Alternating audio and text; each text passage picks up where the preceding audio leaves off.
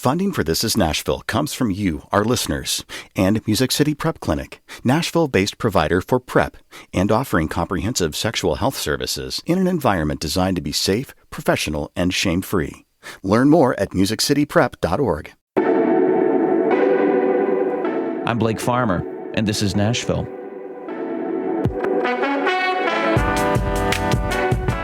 Adapt or die. Small businesses know they can't just keep doing business the way they always have. And with the cost of just keeping up in Nashville on par with many coastal cities, small businesses have to get creative. We've got small business owners on today, retail, restaurants, entertainment, and development. And we're going to talk through how they're adapting to the current environment. Technology is a big part of the solution, but of course, technology is not always the easy answer to getting with the times. To get us started, we're talking to local proprietors who've made a strategic decision to specifically go cashless. In the studio, we have Danny Greenberg and Tania Salas with Flower Your Dreams Bakery in Hermitage. Welcome back, and Shana Tova. Thank you. Happy Rosh Thank you so Hashanah. much. Yeah, and also Luke Watson, who's co-founder of Third Coast Comedy Club in Marathon Village and Silo Market in the Nations. Welcome to This Is Nashville. Thanks for having me.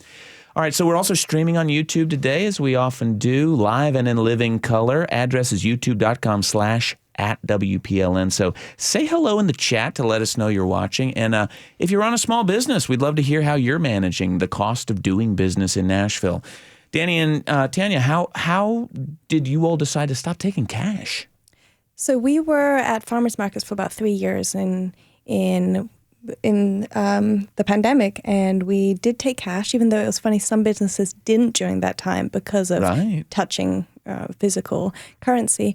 But before we opened our brick and mortar, there had been a slew of break-ins, specifically in food and bakeries. Just those months ramping up to while we were doing our build-out. And I had read about it and thought to bring it up to Danny. I thought he'd be very opposed, but I said, hear me out. Mm-hmm. For the sake of safety, how would you feel about us not having cash on premises, like going completely cash-free? Yeah, I mean, I think it was definitely a safety choice. It was also a streamlining efficiency choice, being, just the two of us plus a small team to open. We also wanted to avoid, runs to the bank, that kind of stuff. To me seems more like a waste of time where I could be doing better things. It eliminates the trust issues between us and employees. Yeah. All that. Well, in reading about the businesses all over the country who are going cashless, and I mean, there's some chains who are experimenting with it, but it does sound like some people do it and think that there might actually be a cost savings. Have you all seen that, or is it really a wash? I mean, the opposite. I'm not sure how you could. The only savings that we would really see is the time to open and close a drawer, the time to go to and from the bank. If that's a paid employee, there's definitely savings there. It could be about an hour a day, perhaps. Yeah, maybe so. Ultimately, I think the cost of the credit card processors ultimately outweigh that savings. Because it adds 3% to every swipe, but is there more to it than that? Well, we pay that. The customer doesn't. And it's not that simple. Yeah. Most people that own businesses that do over a certain gross receipt, they can start to negotiate those rates. I see. So that's what we've sort of done at this point. Yeah. But if you're with one of the big guys, you're still gonna get. Yeah. Well, Luke, what about at Silo Market and Third Coast Comedy Club? How did you all make this decision? Was it a safety thing? Yeah, crime was definitely the motivating factor. Between the two businesses, I've been robbed 7 times now. So, whoa! And what does robbed mean? They were all were when we were closed, so we didn't have any, issues with employees having to interact with these folks. Yeah. But lots of property damage, broken windows, crowbarred doors. Cash boxes destroyed. The third time in Silo Market, they took the physical safe, and so at that point, my brother and I were like, well. Yeah, maybe we'll be going cashless now. Wow. So it was, most of our customers have adapted very well. We haven't really had much pushback, especially since you can pay by your phone using, tap to pay. That's been, I think, allowing people to slowly adapt with us. So. Yeah. Well, what about the folks who it kind of boxes out? I mean, I think of older customers potentially, folks who are maybe unbanked or lower income, don't have something that would be electronic. How do you handle that? We obviously want to make the customer happy and do what we can, but it's really kind of tough. We've got the good news with Silo is we serve the neighborhood, so most people either live in the building that the market's in, or they live nearby, and so they can grab their wallet or purse if they need to. But it was the decision we kind of were forced to make, and kind of just it is what it is. Well, I guess was not keeping up and didn't realize that the state legislature even contemplated a bill. I think it was in 22. That would have forced businesses like you to take cash rather than what sort of was your sort of argument back against that? Well, one is I think that let businesses make the decisions that are best for their business and their customers and their patrons, and so luckily that bill didn't advance. Right. But that would have put a target back on our backs. We haven't had a break-in since we've gone cashless. Really? Yeah. So do you make it clear that you are cashless on the outside of the building? Yeah, we've got signs outside the building. We did some posts when we first made that transition. But yeah, it's very clear to anyone before they even start doing their shopping. Yeah. If you're just joining us, this is Nashville. I'm Blake Farmer. We're talking about the state of small businesses in Nashville and, how they're adapting. Danny and Tania are with Flower Your Dreams Bakery in Hermitage. Luke's co-owner of Third Coast Comedy Club in Marathon Village and Silo Market in the Nations. Reminder that we're streaming at youtube.com/@WPLN.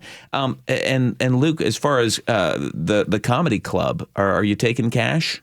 We take cash at the bar. The box office is cashless. Mainly that's just to keep the line moving and expedite the process of getting checked in for the show. But with a bar, I think there is, I think it's rare in my experience for bars to be cashless. So we've maintained cash at the bar to help with, tipping. And if we have shows where, for example, a drag performance and people need dollars, ones for that, we want to have the ability to get change. Well, it would be a different kind of show without dollar bills. That's right. Okay. That's right. Well, Tania, for you all, how often is someone kind of get to the front of the line and doesn't have a card to pay?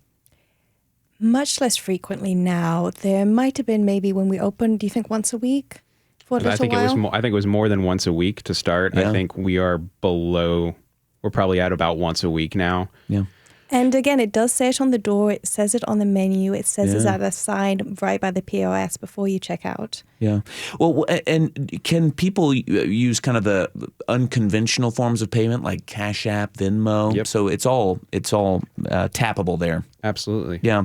And so you said that you kind of made a choice not to pass on the fees that go along with that. How did you make that decision? Well, it was our decision to be cash free, and but by not giving the customer a choice, we had to sort of build that into our cost of business.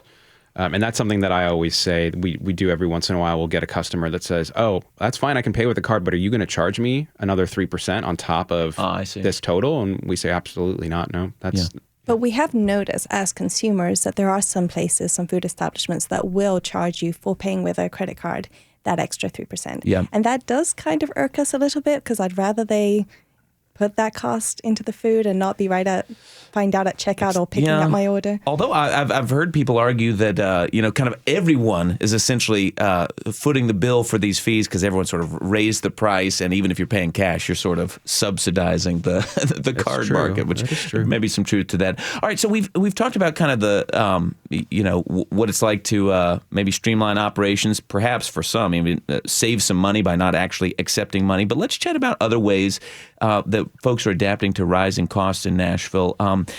I know, Luke, you're in the midst of maybe moving Third Coast Comedy Club. What's the market like when you're looking for commercial space right now in Nashville? It's competitive. It has been, we've been looking for about a year and a half now. So we'll find a spot and then either put a letter of intent in or bring a contractor out, and then there's other interest, or there's no way for it to work either with numbers or the neighborhood or whatever zoning, for example. So we've gotten close many times, but it's tough. It is a constant grind to find, especially with Third Coast, we have a very specific use case of not only does the location need to be right, but we need to make sure we've got, limited columns and high ceilings. And, we need a lot of space because we've got a training center as well as our shows. So we need classroom space for our hundreds of students. And that in itself poses some challenges with finding a space that has that much square footage.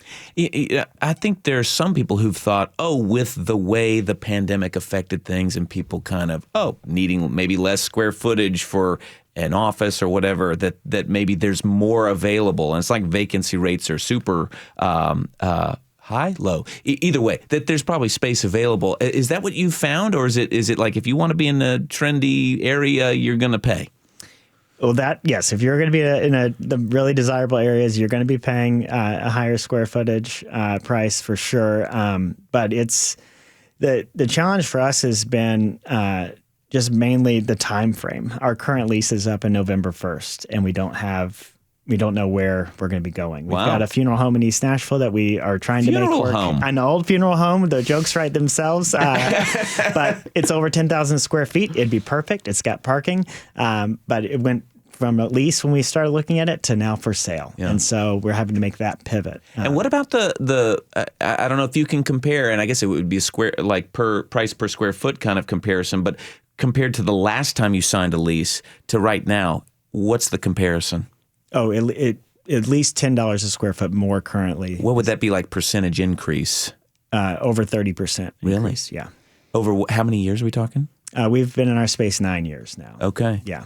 Well, good luck to you. Thank you. What about in Hermitage? I mean, you all were didn't have a brick and mortar for a while for the bakery, and then you moved into your place. How big a deal has kind of paying the lease been for running this business? I think we're in a fortunate situation when it comes to the actual lease. We had a great realtor that we worked with, and they guided us down the road of self-financing the actual build out as much as possible and not putting what they call TI or tenant improvement funds built into the lease. Because ultimately what you end up doing is you end up getting a rent increase every year on top of that TI bill that you basically have borrowed money from your landlord to do your build out. I see. You're saying that there's sort of a percentage increase each year if it's sort of based on this other money that they put in to improve it for you. Correct. Well, what ultimately happens is your price per square foot goes up when you ask for, let's say, $100,000 of improvement money, right? So now they have to get that back in your lease term, usually within 5 years or less.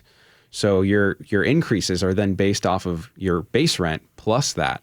So what we decided to do was borrow as little as possible from the landlord, self-finance, and our rent increases are, the typical 3% or so, but it's based off the base rent. Yeah. Well, I know Flower Your Dreams is fortunate and looking at, okay, what does growth and expansion look like? When you start, are you considering other locations? Is that one of the options? It has been in the past. We've considered other locales that aren't as saturated. There's a lot of coffee in Nashville. Yeah. And not a lot of bakeries. There's a few that are really great, but I think our next move is really expanding our concept where we are. We really want to add a grocery component to it. We have a night concept that we'd really love to see also be part of that. But there are limitations. We're in 1,388 square feet right now. That's including our kitchen and dining. Wow. We can't increase any seating because of the one restroom. And so we are kind of locked into this very small space right now. So are you having to get creative to make the most of that space? Yeah, absolutely. We actually added a patio off the back. So we doubled our seating in that sense during the nice weather, which we're thinking about adding a roof over that for the fall and winter months as well. But besides that, at this point, we don't have any way of adding kitchen space, which means it's a limitation on equipment and what we can actually put out. Yeah. Luke, I know, so many small businesses still report that labor is just a huge challenge. What do you find? I don't know where you would employ the most people, but at Silo Market, is keeping that place staffed still a challenge? Yeah, I think, we're noticing just a lot of just turnover with folks either have moved to Nashville and then chose to move away again, or they were here seasonal employees. Yeah. Or, maybe seasonal folks that are in college and then graduate. So we've had just some stability issues with employment at Silo, but with Third Coast, we're having to increase our staffing in order to stay in the building. We had to hire, for example, a hall monitor to be in the halls. So we've had some tough challenges there just with new roles we've had to fill. And is there anything unique about that experience in the last couple of years, I don't know, post-pandemic or not, that employees are maybe expecting more, maybe hard to keep up with what they need to be paid, for instance? There was definitely a shift after the pandemic, and I'm still trying to put my finger on like what exactly changed. But it has been hard to find folks that are working full time. Like I think a lot of people are working multiple part-time jobs, which I get. That is the Nashville hustle. But it is hard to they're writing music over here on the side. They need time for it. Which is great. In the studio. We have a lot of artists at Third Coast, but it is having this stability with some full-time folks has been a challenge. Yeah. All right. Last thing, I was looking at the National Federation of Independent Business Economic Survey, where they look at small businesses, and last year's results had people like more pessimistic than they'd been in decades, which I'm not sure that I could explain that, nor did it seem like they were able to. But it seems like from their survey that went out in August, there's a little more optimism now. How about you all, Tania? Regarding small businesses? Yeah, for you, like, are you optimistic? Is it feeling like things are, or do there still seem to be some real hurdles that could hold things back? So I've just honestly, since we started, kind of been blown away. At the beginning, we started this. Danny was laid off in the pandemic, and we thought, which strangers are going to buy bread from a stranger? And I still go back to that, just how welcoming Nashville is and how people seek out to support small businesses, even going out of their way. And they'll come to us and say, look, I drove from Hendersonville, White House for your bread. It's remarkable. So that keeps me optimistic. Yeah, I mean, I would say I tend to have a little bit more centered view on it. I think the nice thing about it, the positives, are that we're in a community. We're not downtown. We don't rely on tourism. People always need bread and coffee.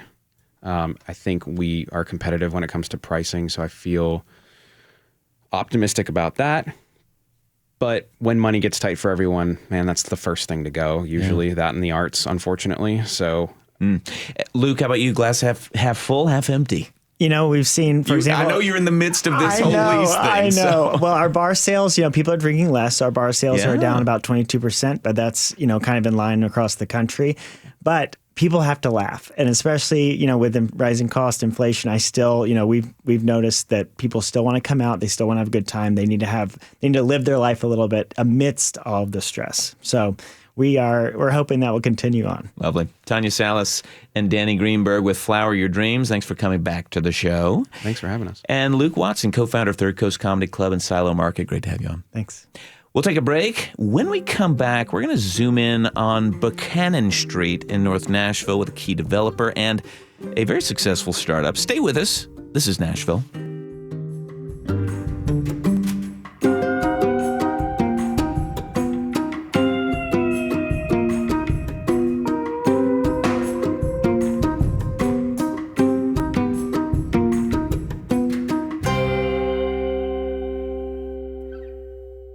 Funding for This is Nashville comes from you, our listeners, and Music City Prep Clinic, Nashville-based provider for PrEP and offering comprehensive sexual health services in an environment designed to be safe, professional, and shame-free.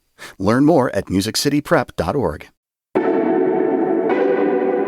I'm Blake Farmer, and this is Nashville.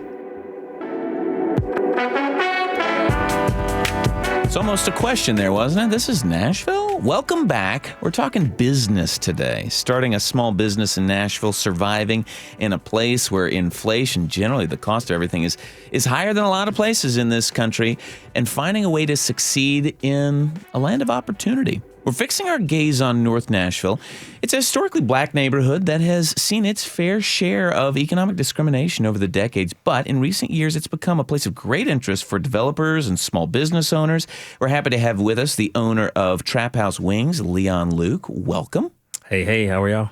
Also with us is local real estate developer Kelly Bonadies, who specializes in repurposing spaces, helping small businesses find that right place. Thank you both for joining us. Thank you, Blake. All right, so Kelly, talk to us about what makes North Nashville a strong location. We're kind of near it here in Metro Center, but for entrepreneurs, like looking to start restaurants, retail spaces, other things? I think right now it's really stronger than ever that it's ever been. But I think for ever since I had bought our house over there about 15 years ago, it's just been this hidden gem that's so close to downtown. It's so close to all the other parts of town.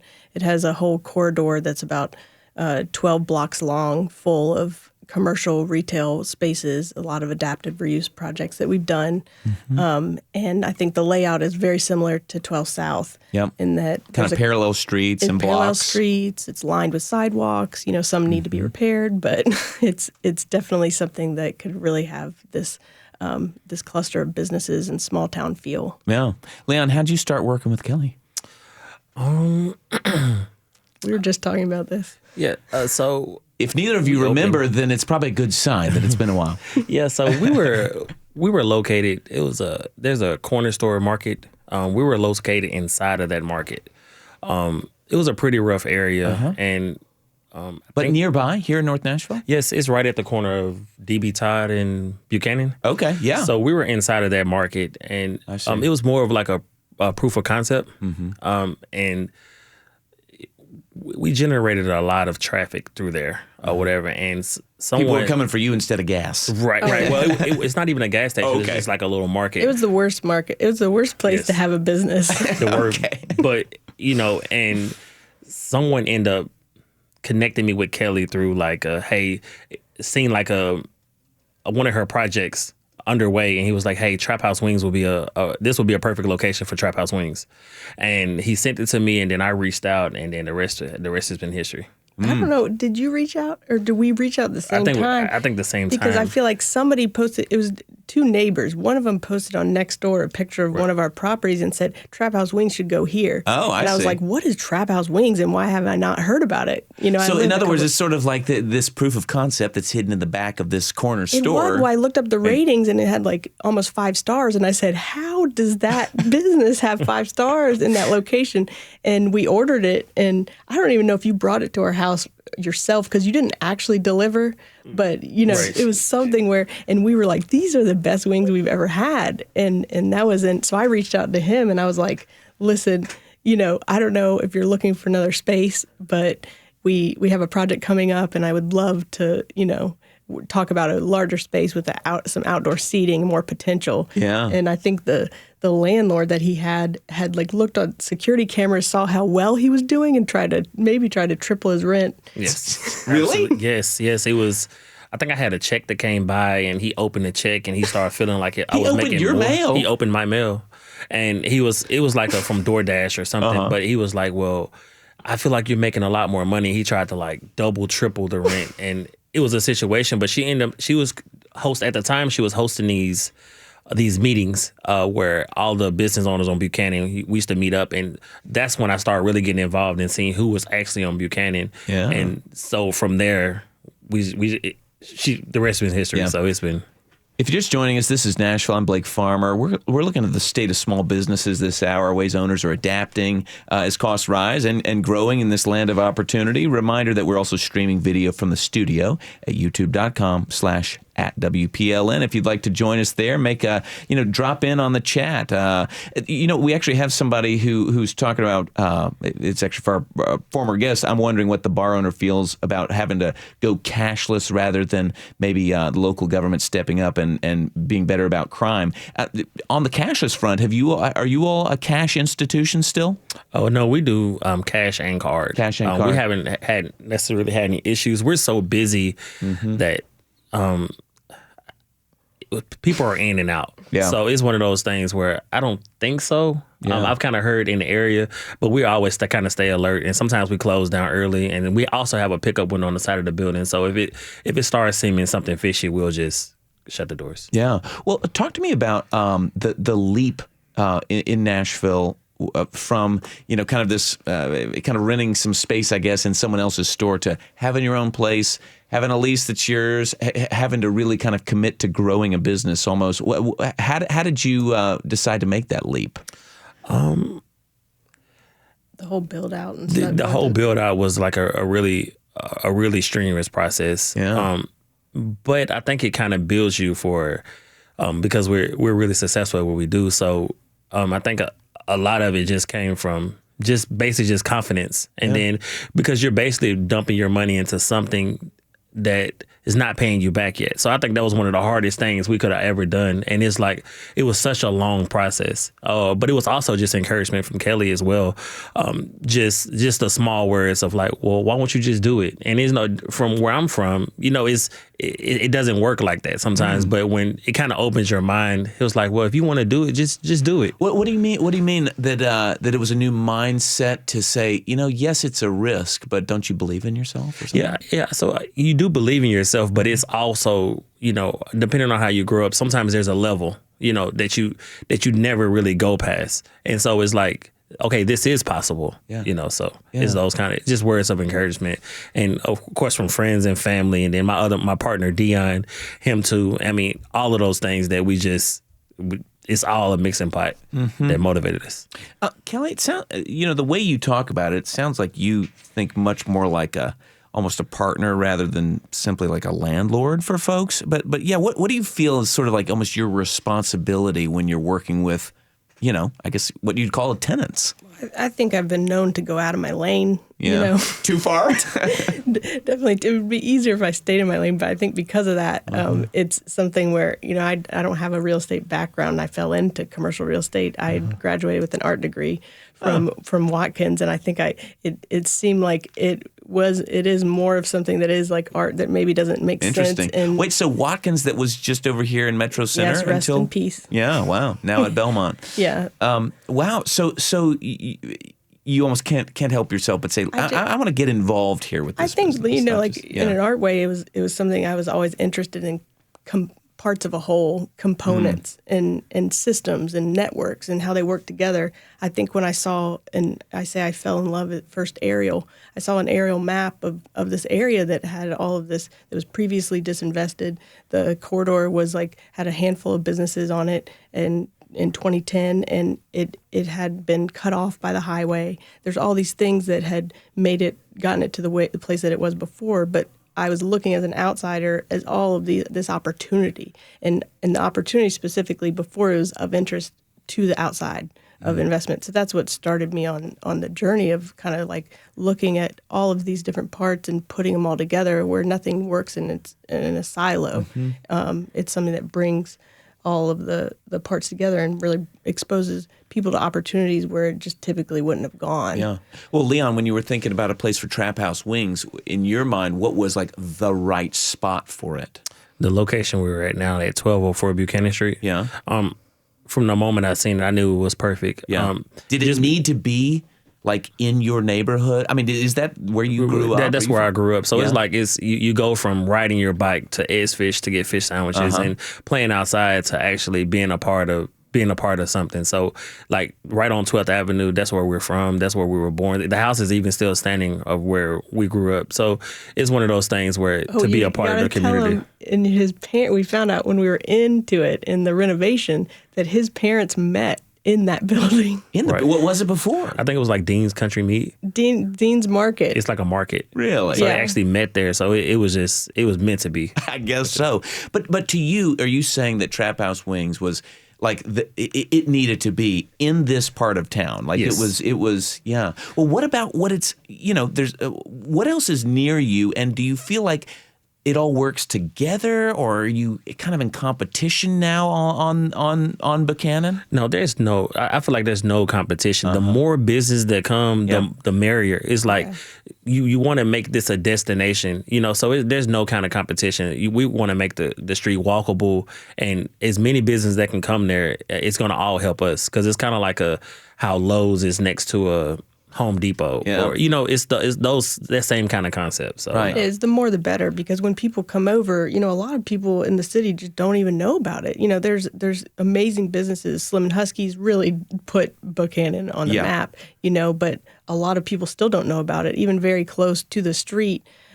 Just knowing that it's someplace where the more the better, where you see one spot, you go to another, and you come back, and you're able to have just go to a whole slew of fast fast casual restaurants and retail. As the developer, how do you manage the thing that obviously is kind of a good problem to have if you're in the development business and landlord business? But let's say you look at 12th South. I mean, there's a bike shop there that used to be there, not there anymore, because people start getting priced out and have to kind of move somewhere else.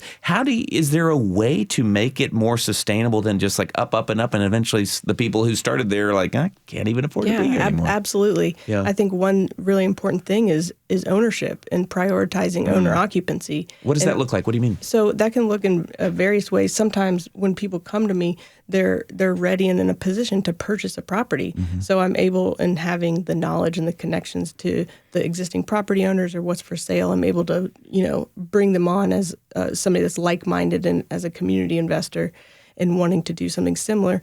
Or the tenant that's going into the space, giving them an opportunity to own as well. If they own part of the property, they're so much less likely to they'll be more invested. They're not gonna want to up and leave, and that's what we've done specifically in this building. Trap House Wings has an opportunity to own. We have about 7 different partners. Centric Architecture, all of the partners of Centric own. Don Harden Group. So all of the different people have opportunities to own as well. I see. Well, I guess those of us who are not in the commercial real estate business don't realize the complexities, I guess, that are back. But you're saying that the leases have sort of arrangements where you can own in a future. Yeah, it's just like a joint venture. Yeah. And their money is just like any other investor in there. And of course, we craft it differently according to whatever works for each person, what position they're in. Yeah. But you essentially get some of your rent back.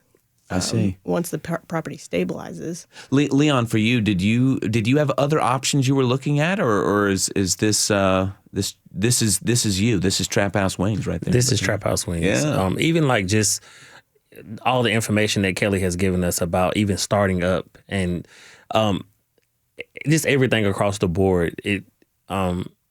Despite just even like how you saying like with the leases of how they're structured, or like going through I ended up going through pathway lending. Even like everything was stacked. Like for example, things came about of like a transformer that we needed. So it's like Kelly really pushed me like, hey, we should cover this, or or whatever the situation is, or it was really stacked in our favor for us to be a success. Well, that is a good point, because there are things in leases where tenants can get pretty screwed, but I feel like it's kind of hard not to screw people in commercial real estate, because things come up that are unexpected, and it's a matter of who's your partner, and you get to that point, and we want a landlord, in our opinion, should want their tenant to succeed, because that's going to make their building, their property do well. Yeah. And so I think there was stuff that could come up, and we didn't have something in the lease that said we were to take care of it or he were to take care of it, but we knew that's something that should be on the landlord. And so we were able to decide that together, that it wouldn't be on him. Yeah. The sort of trust piece seems important. We had Tom Morales on a couple of weeks ago who owns Acme Feed and Seed and a couple other spots around town, and he was talking about one of the big issues coming that was a big price increase is, I guess, kind of the property tax increase that was getting built in. How are you handling that as a landlord, passing on that cost to tenants? Yeah, there's a lot of things that really could make a difference if the city and state were able to come in and do things like overlays. I've done a lot of research on things that could be done to help small businesses. I think everything's against small businesses. I think it is something that we've had to build into the lease. Yeah. And there's things that I'm pretty much looking into of getting a reprieve to be able to keep the cost down, and that's through other avenues of different collaborative things that are trying to help promote small businesses, like nonprofits, grants, things like that, and talking with the city too. Yeah, I do wonder, Leon. We've been asking other folks today about labor costs. I mean, you look at small business surveys, and they all talk about labor. I don't know how many people you have to have on staff to make Trap House Wings work, but how are you handling kind of this new labor era that we're in? At the time, like when I first opened, I was going around to different restaurants to see what they were paying Yeah. or whatever. And then so we were at that range, but we started going up and up. So it's like the more we started paying, the more quality employees that we had. So, because we're really successful at what we do, we try to like pay a lot more than everybody else. So it's like And you that's see the value. It's like I see very the value. clear connection. It's a clear cut because when we're on the lower end, it's like the other restaurants. It was like you was kind of getting that kind of employee as well. But once you start really paying, it makes people love their job and want to come to work and make it worth it. So. All right. Well, Kelly Bonadies, real estate developer focused on Buchanan Street, North Nashville. Thank you so much for joining us. Thank you. And everybody follow Bad Nashville on Instagram to see updates, and definitely come on over and see all the. And if you haven't tried Trap House Wings, you haven't lived. So you have not lived. Listen, Leon Luke, owner of Trap House Wings, is actually going to stay with us as we kind of take a step away from the storefront and talk a bit about the next generation of small businesses with a professor at Lipscomb University. Also, see what kind of what research is telling us about the state of small businesses in cities like Nashville. Stay with us. This is Nashville.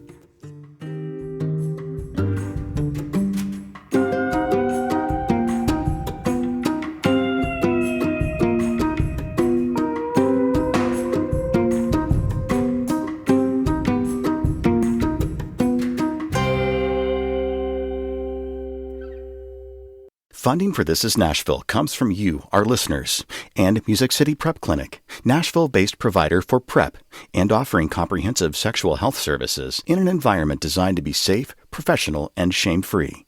Learn more at musiccityprep.org. I'm Blake Farmer, and this is Nashville.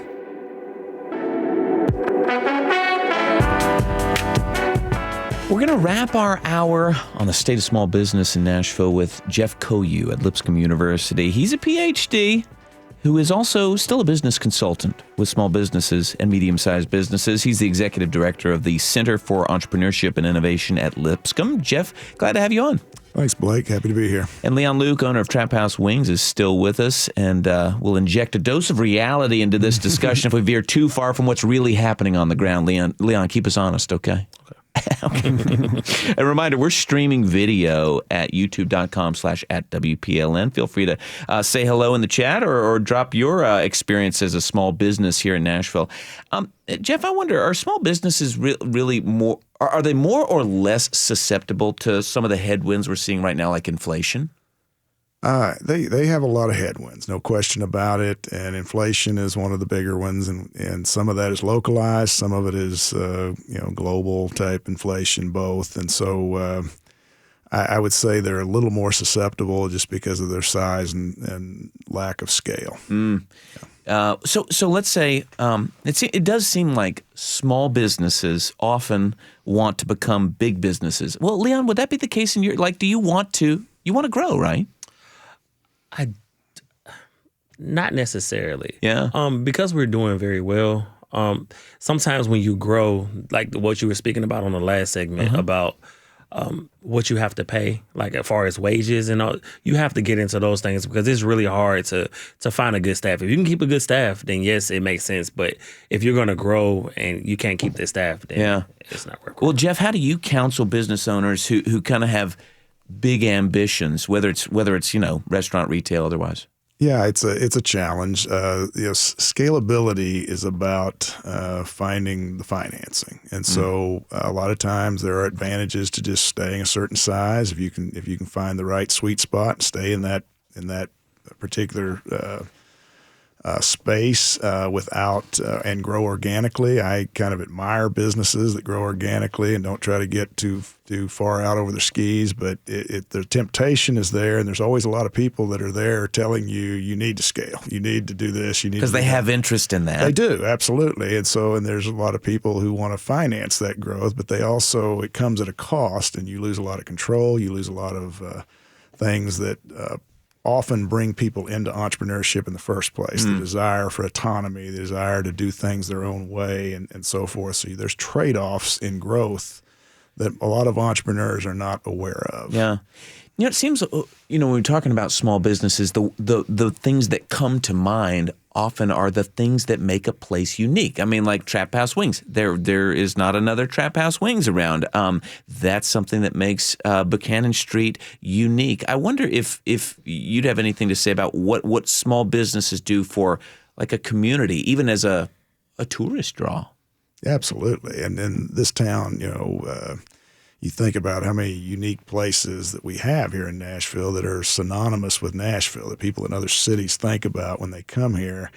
There's no question that it's hard to maintain that uniqueness as you try to scale. And so sometimes that's part of what you might give away is kind of the localized feeling and flavor that may be the real value proposition to customers. And so, and no doubt the local communities thrive on having those local businesses that are anchor points that pull people in that may spill over to the building next door and to other local businesses. So I liked what they were talking about earlier on the clustering effect is very real in a community. Leon, how would you explain kind of the uniqueness of businesses on Buchanan, for instance? I think they're very unique.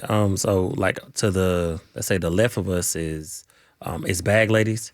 And then, which is another restaurant. Then we have Bag Ladies is a restaurant? Yes. Okay. So it's loaded fries. I mean, it's amazing. That kind of bag. Right. And then we have QC Kitchen, which is like this amazing food. They already have like a really great following. So just like he was saying, like, so when you come to the area, if you're not feeling us, you might go to someone else. And like sometimes we were actually so busy and like a big crowd of people will go to the next restaurant. So it's like the more people coming to Buchanan is a lot better. We can't keep everything, so sometimes it's, it's always better to go somewhere else too.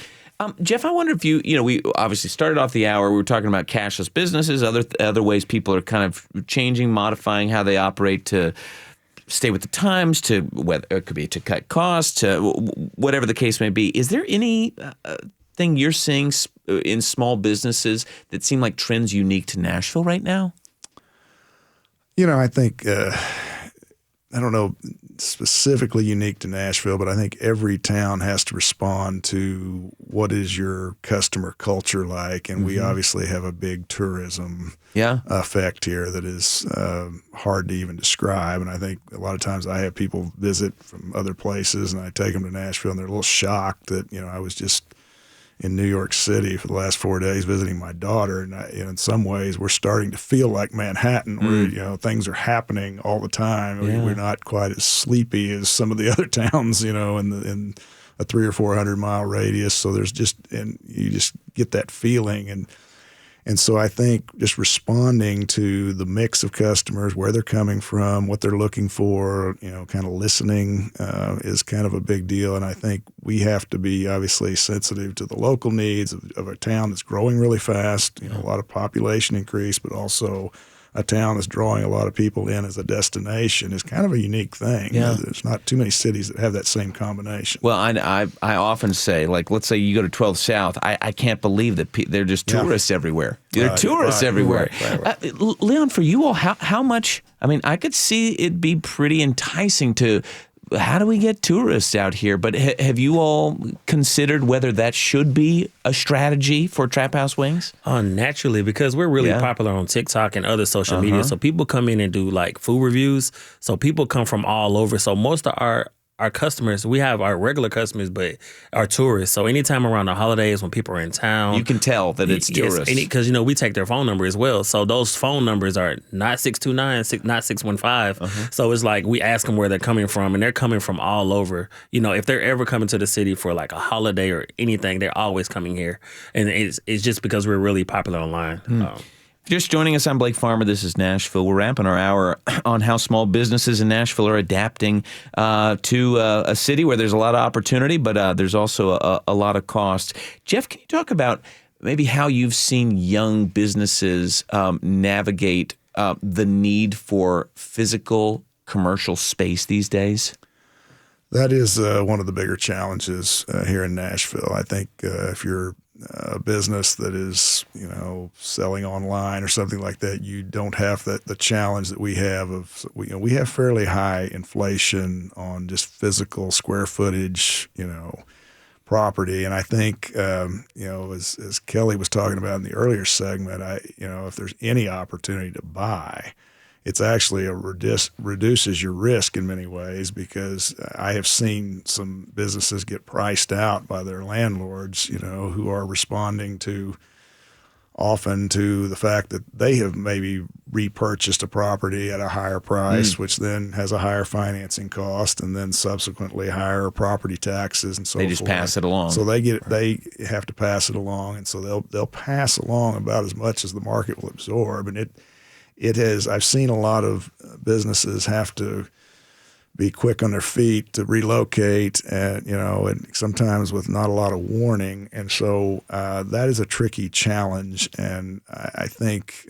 again, it's a function of having a lot of people coming here and the high amount of tourism, which is a positive on the demand side, but it's driving the cost on the supply side, certainly. And so I think being flexible, probably having some contingency plans for where you might relocate if you needed to, is, keeping your eye out on other real estate options, because again, some of these places like you spoke about, it's hard to imagine what they look like. I remember what they looked like 20 years ago. The 12 South is a good example. Yeah. It's hard to imagine what it is now relative to the past. And so, there may be new places that might be future opportunities. So I think being alert to those opportunities where there may be new development might be a good strategy. Leon, obviously you're in the business of running Trap House Wings, but I wonder if you have seen any of the cost increase that you all face. Is any of it directly tied to some sort of tariffs that have been added in recent months? Absolutely. Really? So we have this box that we've been getting overseas, and that's what makes us really popular, because people post this custom box that we created. Wait, box? I'm not sure what you mean. So it's like a box is like our packaging. Oh, your packaging. Right. So we have this box. It's almost like a pizza box. That for wings. that we put our wings in. Got it. Oh, so it's really popular. So we were ordering overseas. In other words, you made it where the packaging was sort of part of the experience. It's part of the Trap experience. House. Got it. Right. So and people post it, and it's like a really fun thing. Yeah. So we were getting it from there, but it started getting like really hard to get this box in. So it's inconsistent. So we'll go back to this smaller generic kind of box, and people are like, "Hey, where's my box? Where's my box?" So we finally You realized it was the thing they were coming for. That was the thing that was coming for. So because of the tariffs or whatever, it started being more expensive, where it wasn't even realistic to keep buying. And so, I mean, times have came where it's been shipping wars, and they'll keep the freight, and I'll have to reship it or go through Canada. I mean, it was so many different things. So now we have a distributor out of Atlanta, Edward Don, and so now we have a constant supply of boxes now. So that was one of the things we just had to start printing here. And we may be paying maybe an extra 6 cents, but it's so much worth it versus filling up my garage full of boxes, and so it's a lot better. Picturing your garage right now. Right. Jeff, is this something you're seeing with small businesses that one way or another, even if it's kind of just a ripple effect, that the tariffs are hitting small businesses? Absolutely. Yeah. There's no question. There's really no place to hide from it. Now, it is tricky because it's not across the board kind of thing. Yeah. You may have very specific exposure to a particular country, to a particular location. It is, it's volatile because we still don't really have all these trade regimes settled, and so it's challenging that way. And then even, I used to be in the food manufacturing business, so I used to make chicken wings for people for places like Trap House, but you've got issues all the way back to the commodities market of, corn prices and things like that are being to feed the chickens. That are being which is about 80% of the price of a wing. Yeah. So it's connected, and yeah. Got a comment from YouTube here. Kira Johnson says, Trap House Wings mentioned growing up in the community. Does he think that factors into his success? Well, Leon, what do you think? I mean, being from the area, how much does that help you kind of have the cred as like, yeah, I'm a local establishment?